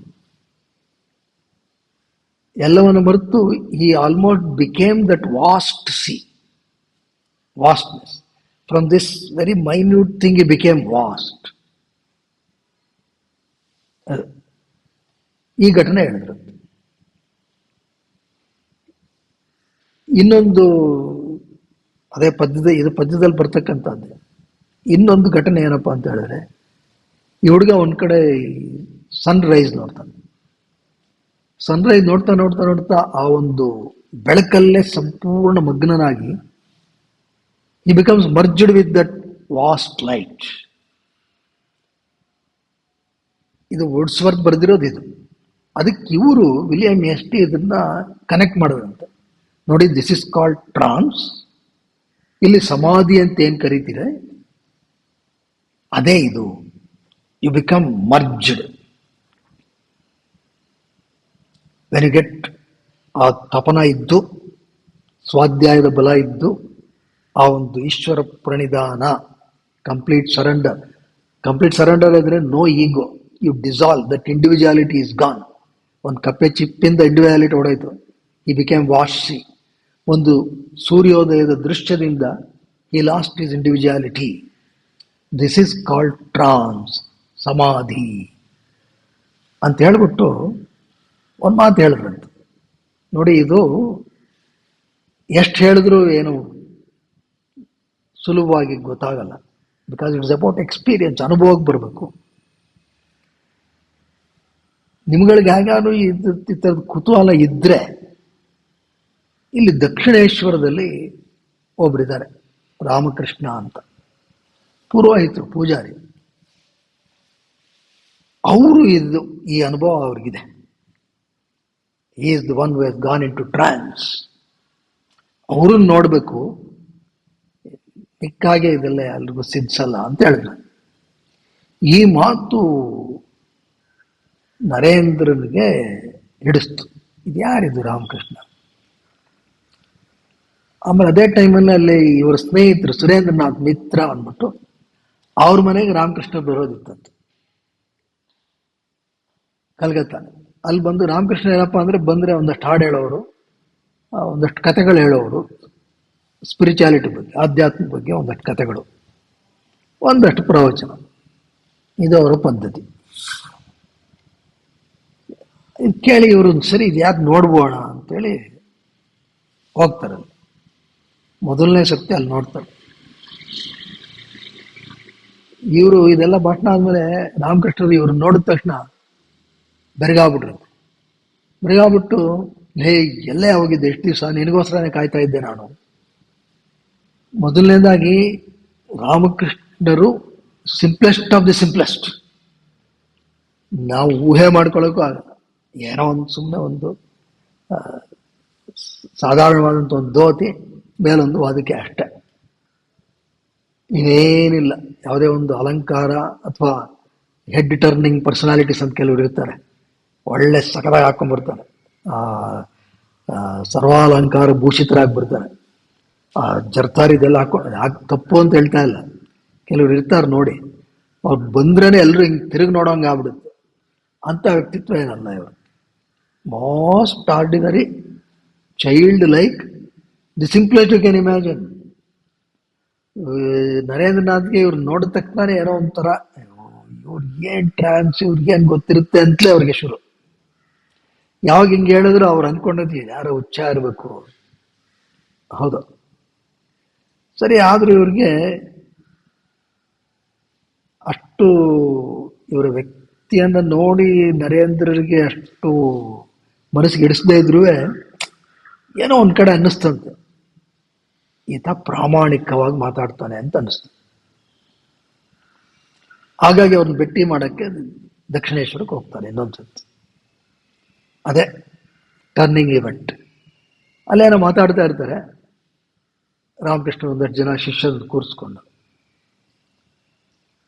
ವಿವೇಕಾನಂದರು ಎದ್ದು ನಿಂತ್ಕೊಂಡು ಕೇಳಿದ್ರಂತೆ, same question, sir have you seen God? ಅವ್ರು ಸೇಮ್ ಎಲ್ಲೋದ್ರೂ ಅದೇ ಪ್ರಶ್ನೆ. ಅವ್ರಿಗೆ ಇದುವರೆಗೆ ತನಕ ಅವ್ರು ಅನೇಕರು ಕೇಳಿದರೆ ಎಲ್ಲರೂ ಬೀಟಿಂಗ್ ರೌಂಡ್ ದಿ ಬುಷ್ ಅಂದರೆ ಏನೇನೋ ಸಂಬಂಧವಿಲ್ಲದೆ ಇರೋ ಮಾತುಗಳನ್ನು ಆಡ್ತಾ ಇದ್ರೆ ಹೊರತು ನೇರವಾಗಿ ಉತ್ತರ ಕೊಟ್ಟವರೇ ಇಲ್ಲ. ಇಲ್ಲಿ ಕೇಳ್ತಾರೆ, sir have you seen God? ಸ್ವಾಮಿ, ತಾವು ದೇವ್ರನ್ನ ನೋಡಿದ್ದೀರಾ? ಅದಕ್ಕೆ ರಾಮಕೃಷ್ಣರು ಮಗು ಥರ ಉತ್ತರ ಕೊಡ್ತಾರೆ, ಭಾಳ ಇನೋಸೆಂಟ್ ಆಗಿ. ವಿವೇಕಾನಂದರನ್ನ, ನರೇಂದ್ರನ ಕಣ್ಣಲ್ಲಿ ಕಣ್ಣಿಟ್ಟು, ನೋಡಿದ್ದೀನಿ ಕಣೆಯ, ನಿನ್ನನ್ನು ಹೇಗೆ ನೋಡ್ತಿದ್ದೀನೋ ಇದಕ್ಕಿಂತ ಸ್ಪಷ್ಟವಾಗಿ ನಾನು ನೋಡಿದ್ದೀನಿ, ಕಾಳಿಯನ್ನು ನೋಡಿದ್ದೀನಿ. ಅಷ್ಟೇ ಅಲ್ಲ, ನಿನಗೂ ತೋರಿಸ್ತೀನಿ ಅದನ್ನು. ಇದು ಅವ್ರಿಗೆ ಗಾಬರಿ ಆಗುತ್ತೆ. ನಿನಗೂ ತೋರಿಸ್ತೀನಿ, ಇದೊತ್ತಂಗೆ ನಾನು ನೋಡಿದ್ದೀನಿ ಅಂದವರೇ ಇಲ್ಲ, ಇದೇನು ಈ ಮನುಷ್ಯ ಹಿಂಗೆ ಹೇಳ್ತಾನೆ ಅಂತ. So this was a turning point. ಆಮೇಲೆ ಅವ್ರಿಗೆ ಮುಟ್ಟಿದ್ರು, ದರ್ಶನ ಆಯಿತು, ಒಂಥರ ಅವ್ರಿಗೆ ಅದೆಲ್ಲ ಇರಲಿ. ಆದರೂ ವಿವೇಕಾನಂದರಿಗೆ ಈ ಬಗ್ಗೆ ನಂಬಿಕೆ ಇರಲಿಲ್ಲ. ಇವ್ರ ಹತ್ರ ಬರ್ತಾ ಇದ್ರು, ರಾಮಕೃಷ್ಣ ಹತ್ರ ಬಂದ್ರೂ ಒಂದು ನಂಬಿಕೆ, ಈ ಮನುಷ್ಯ ಏನೋ ಬುರುಡೆ ಬಿಡ್ತಾನೆ ಅಂತಲೇ ಅವ್ರು ಹೇಳ್ತಾರೆ. I did not believe. And Ramakrishna also insisted, ಪ್ರಶ್ನೆ ಕೇಳಿ, ಪರೀಕ್ಷೆ ಮಾಡಿ. ಇದು ಹೇಳೋರು, ಪರೀಕ್ಷೆ ಮಾಡ್ಬೇಕಣೆ. ಒಂದ್ಸತಿ ನರೇಂದ್ರನಾಥ್ ಹೇಳಿದ್ರಂತೆ, ದೇವ್ರನ್ನ ನೋಡಿದ್ದೀನಿ ಅಂತಿರಲ್ಲ. ಹ್ಞೂ ಕಣ, ನೋಡಿದ್ದೀನಿ. ಕಾಳಿನ ನೋಡಿದ್ದೀರಾ? ನೋಡಿದ್ದೀನಿ ಕಣ. ಸ್ವಾಮಿ, ಇದಕ್ಕೆ ಭ್ರಮೆ ಅಂತಾರೆ. It's called hallucination. ಯಾಕೆ ವಿವೇಕಾನಂದ ಸಿಕ್ಕಾಪಟ್ಟೆ ಓದಿದ್ರು, ವೆಸ್ಟರ್ನ್ ಫಿಲಾಸಫಿ ಎಲ್ಲ ಓದಿದ್ರು. ಅದಕ್ಕೆ ಭ್ರಮೆ ಅಂತಾರೆ. ಇಲ್ಲ ಕಣೋ, ಮಾತಾಡಿದ್ದೀನಿ ಕಣೋ, ಆಕೆನು ಮಾತಾಡ್ತಾಳು ಕಣೋ. ಇದು ರಾಮಕೃಷ್ಣ ಉತ್ತರ. ಅದಕ್ಕೆ ವಿವೇಕಾನಂದರು, ಇದು ಮಹಾಭ್ರಮೆ, ಅತಿ ಭ್ರಮೆ. ಅದಕ್ಕೆ ನೋಡಿ ಅವರು ಎಷ್ಟು ಒಂಥರ ಇನೋಸೆನ್ಸ್. ಹಂಗಂತೀಯನೋ, ಇರೋ ಕಾಳಿನ ಕೇಳ್ಕೊಂಬಂದ್ಬಿಡ್ತೀನಿ ಅಂತೇಳಿ ಕಾಳಿ ದೇವಸ್ಥಾನದ ಒಳಗಡೆ ಹೊರಡ್ರು. ಬಾಗಿಲಾಕೊಂಡ್ರು. ಬಾಗಿಲಾಕೊಂಡು ಬಂದು ವಿವೇಕಾನಂದರಿಗೆ ಹೇಳಿದ್ರಂತೆ, ನರೇಂದ್ರನಾಥ್ಗೆ, ರಾಸ್ಕಲ್, ರಾಸ್ಕಲ್.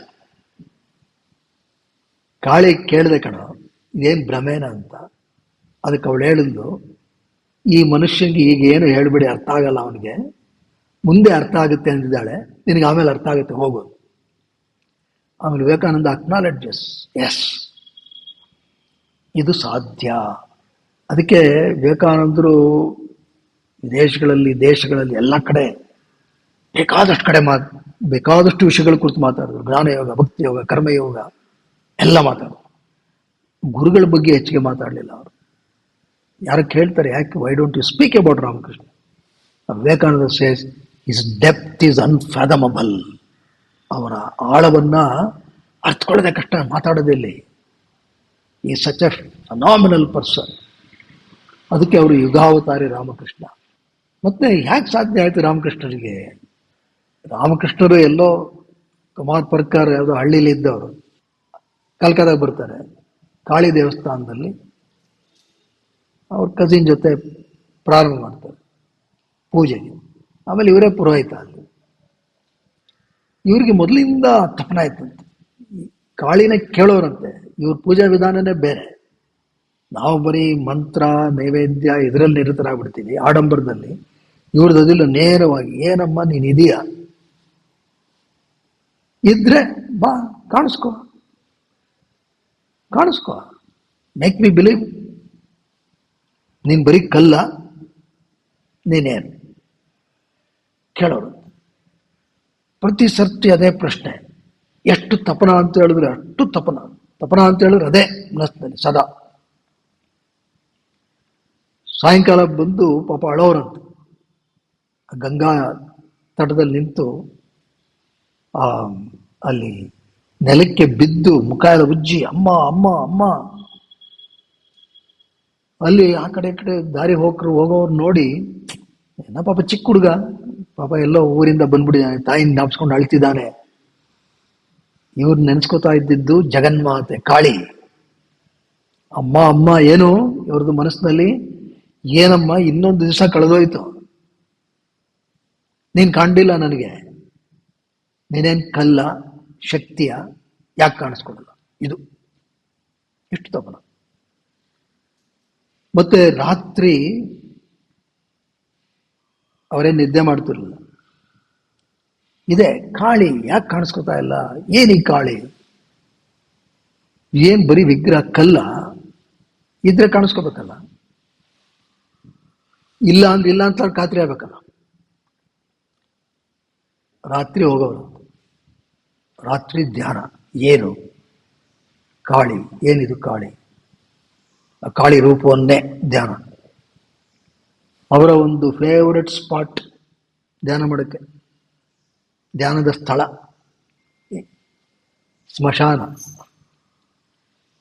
ಸ್ಮಶಾನದಲ್ಲಿ ಹೋಗಿ ಕೂತ್ಕೊಂಡ್ಬಿಡೋರು.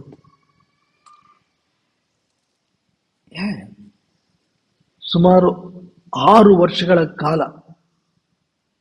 6 years, ನೋ ಸ್ಲೀಪ್, ನಿದ್ದೆನೆ ಮಾಡಿಲ್ಲ ಅವರು 6 ವರ್ಷಗಳು. ನಾವು ಈ ವೈದ್ಯಕೀಯ ಶಾಸ್ತ್ರದ ಪ್ರಕಾರ ಇಂಪಾಸಿಬಲ್, ಸಾಧ್ಯವೇ ಇಲ್ಲ. ಆದರೆ ಆ ದೇಹವನ್ನು ಮೀರಿದಂತಹ ಮನಸ್ಥಿತಿ. ಸುಮ್ಮನೆ ತಪಸ್ಸು 6 ವರ್ಷ, ಏನಿಲ್ಲ. ಮತ್ತೆ ಇಲ್ಲಿ ಪೂಜೆಗೆ ಬಂದ್ರು ಅವ್ರು ಪೂಜೆ ಮಾಡೋ ವಿಧಾನನೇ ಬೇರೆ. ಅವ್ರಿಗೇನು ಇದೆಯಾ ಶೋ ತೋರ್ಸು. 6 ವರ್ಷ ಹೀಗೆ ತಪಸ್ಸು ಮಾಡಿ ಮಾಡಿ ಮಾಡಿ ಒಂದು ದಿವಸ ಬಾಗ್ಲಾಕೊಂಡು ಕೂತಿರುತ್ತೆ. ಕಾಳಿ ಮುಂದೆ ಕೂತು ಹೇಳಿದ್ರು, ಅಮ್ಮ ಇವತ್ತು ನಿರ್ಧಾರ ಆಗಬೇಕು, ನೀನಿದ್ರೆ ಈಗ ನೀನು ಬರಬೇಕು, ಇಲ್ಲ ಅಂತ ಹೇಳಿದ್ರೆ ನಾನು ಇವತ್ತು ಕೊನೆ ಆಗ್ತೀನಿ, I will die, this is the last. If you are there you appear, else I will kill myself. ಅಲ್ಲಿ ಕಾಳಿದು ಕೆಲವು ಅಸ್ತ್ರಗಳೆಲ್ಲ ಇಟ್ಟಿರ್ತಾರೆ, ಕತ್ತಿ ಇದೆಲ್ಲ. ಒಂದು ಕತ್ತಿ ತಗೊಂಡ್ರಂತು,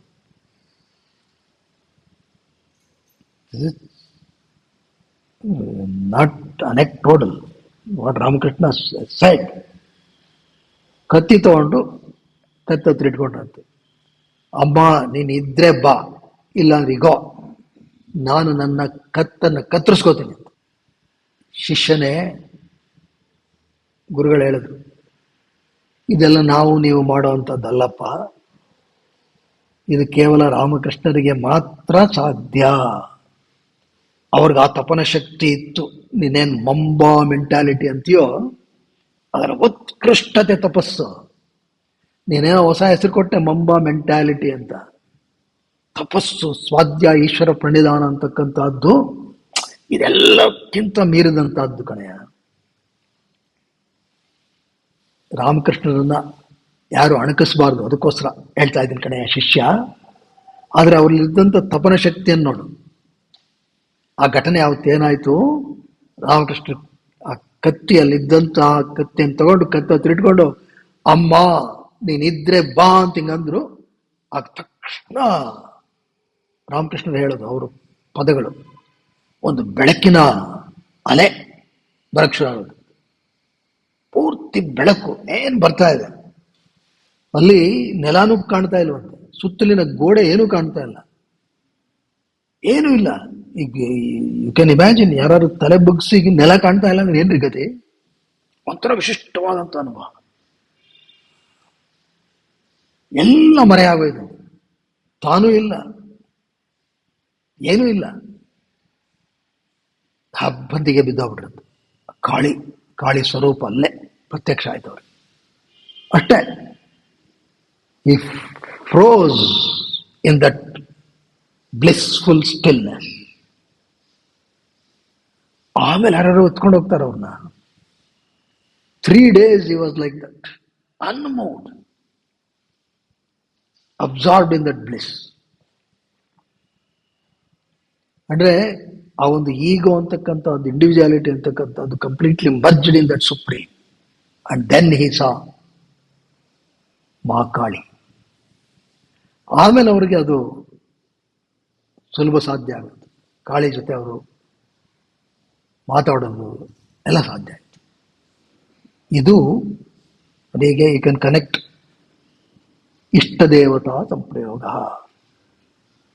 ಇದೆಲ್ಲಿ ಶುರು ಆಯ್ತು? ತಪಸ್ಸು, ಕಾಯೇಂದ್ರಿಯ ಸಿದ್ಧಿ ಅಶುದ್ಧಿ ಕ್ಷಯಾತ್ ತಪಸಃ. ಆ ತಪನ ಇರಬೇಕು. ಸ್ವಾಧ್ಯಾಯಾತ್ ಇಷ್ಟ ದೇವತಾ ಅಸಂಪ್ರಯೋಗ ಸಂಪ್ರಯೋಗ. ಸ್ವಾಧ್ಯಾಯಾತ್ ಇಷ್ಟ ದೇವತಾ ಸಂಪ್ರಯೋಗ. ಸ್ವಾಧ್ಯಾಯ ಅಂತೇಳಿ ಸುಮ್ಮನೆ ನಾವು ಓದ್ಬಿಟ್ಟು ಬಿಟ್ಬಿಡೋದಲ್ಲ. ಶ್ರವಣ, ಮನನ, ನಿಧಿಧ್ಯಾಸನ. ರಾಮಕೃಷ್ಣ ಪರಮಹಂಸರು ಮಾಡಿದ್ದದನ್ನೇ. ಬಂತು ಕಾಳಿ ಅಂತ, ಅದನ್ನೇ ಮನನ ಮಾಡಿ ಮಾಡಿ ಮಾಡಿ ಮಾಡಿ ಮಾಡಿ ಯಾಕೆ ಸಿಗಲ್ಲ? ಇದ್ರೆ ಕಾಣಿಸ್ಕೋಬೇಕು. ಆಮೇಲೆ ಈಶ್ವರ ಪ್ರಣಿಧಾನ, complete surrender. Went to that pinnacle. ಇದ್ರೆ ಬಾ, ಇಲ್ಲಿರ್ಬಿಡು ಅಷ್ಟೇ. ನೀನಿರ್ಬೇಕು, ಇದ್ರೆ ನಾನಿರ್ತೀನಿ, ಇಲ್ಲ ಅಂದ್ರೆ ಬೇಡ. ಬಂತು that complete surrender of the ego. That ಅದಕ್ಕೆ ಕಣಯ್ಯ, ಹಿಂದೆ ಪತಂಜಲಿಗಳು ಈ ಒಂದು ಸಾಧನ ಪಾದದ ಮೊದಲನೇ ಸೂತ್ರದಲ್ಲೇ ಏನ್ ಹೇಳಿದ್ದಾರೆ? ತಪಸ್ವಾಧ್ಯಾಯ ಈಶ್ವರ ಪ್ರಣಿಧಾನಾನಿ ಕ್ರಿಯಾಯೋಗ. The yoga of action is like this. ಹಾಗಾಗಿ ಓ ಶಿಷ್ಯನೇ, ಅರ್ಜುನನೇ, ಇದನ್ನ ಸರಿಯಾದ ಚೌಕಟ್ಟಲ್ಲಿ ತಿಳ್ಕೊ. ಆಗ ನಮ್ಮ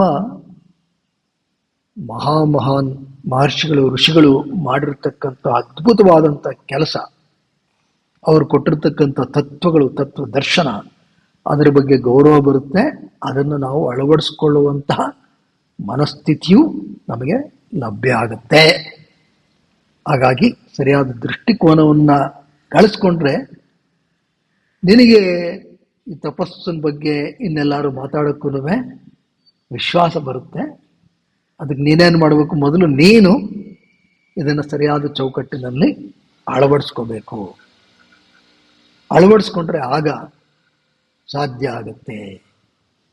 ಆಗ ಶಿಷ್ಯ ಅರ್ಜುನ ಹೇಳದ್ನಂತೆ, ಗುರುಗಳೇ ಹೌದು, ನಾನು ಸುಮ್ಮನೆ ತಪ್ಪು ತಿಳ್ಕೊಂಬಿಟ್ಟು ಏನೋ ನಮ್ಮವ್ರು ಏನೋ ಹಳೇದೇನೋ ಹೇಳ್ಬಿಟ್ಟಿದ್ದಾರೆ ಅಂತ ಹೇಳಿರೋದು ಬಹಳ ಸರಿಯಾಗಿದೆ. ಖಂಡಿತ ಈ ಬಗ್ಗೆ ಹೆಚ್ಚು ಗೌರವವನ್ನು ನಾನು ಬಳಸ್ಕೋತೀನಿ ನನ್ನ ಜೀವನವನ್ನ ಉದ್ಧರಿಸಿಕೊಳ್ಳುವುದಕ್ಕೆ. ಆಗ ಗುರುಗಳಂದ್ರು,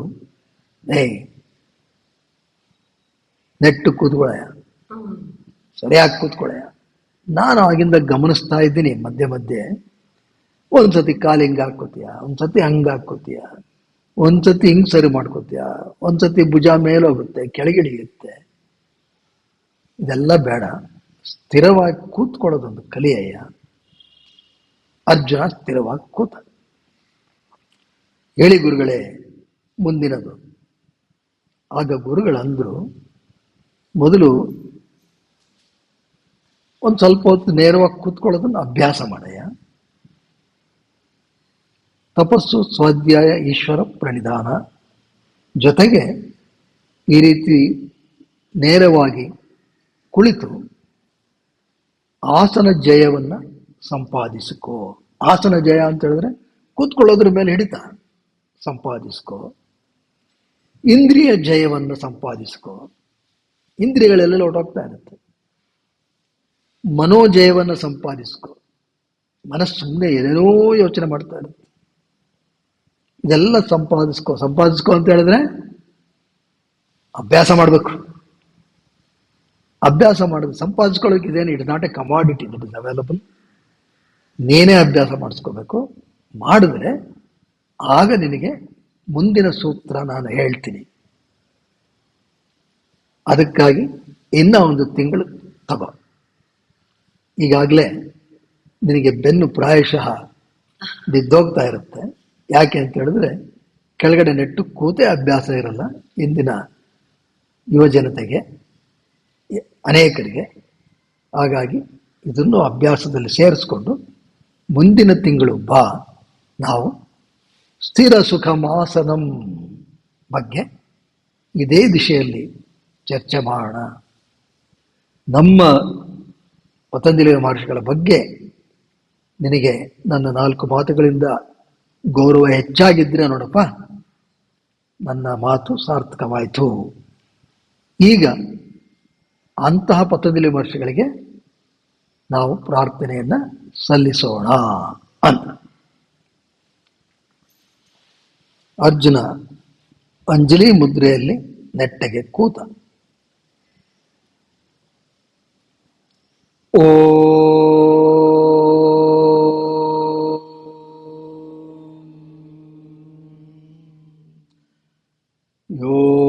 ಯೋಗೇನ ಚಿತ್ತಸ್ಯ ಪದೇನ ವಾಚಾ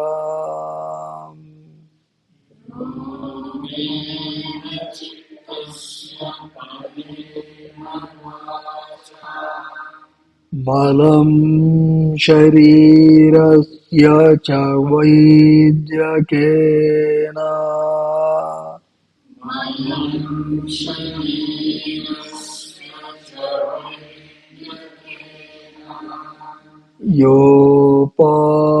ಯೋಪಾಕರೋತ್ತಂ ಪ್ರವರಂ ಮುನೀನಾಂ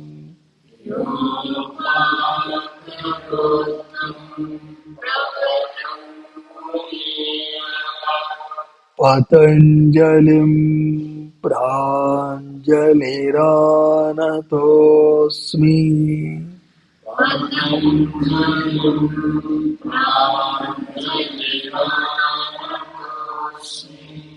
ಹರಿ ಓಂ.